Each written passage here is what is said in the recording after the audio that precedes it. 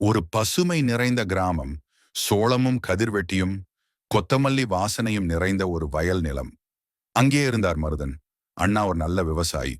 ஆனா ஒரே ஒரு பழக்கம், நிறைய சாப்பிடுவாராம்.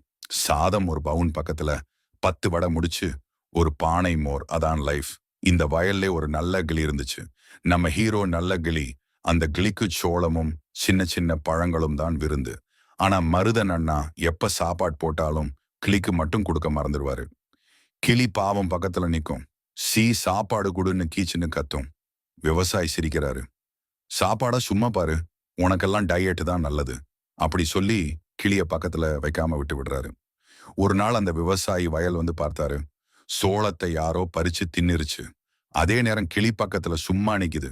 விவசாயி, நீதாண்டா சோளத்துக்கு வேலை செய்த நல்ல கிளி, நீ எனக்கு சாப்பாடு கொடுக்கல. நான் வேற வழி இல்லாம விவசாயி. அடடா, நான் ஒன்னும் தெரியாமையாலதான். அந்த நாள்ல இருந்து மருதன் அண்ணா தன் சாப்பாட்டை கிளியோட சேர்ந்து பண்ண ஆரம்பிச்சாரு. 2 பேரும் ஒரு பழங்கதையை போல தினமும் பசிய பகிர்ந்துகிட்டாங்க. சப்ஸ்கிரைப் ஃபார் மருதன் அண்ணா அண்ட் காமெண்ட் ஃபார் பண்ணுங்க நல்ல கிளி.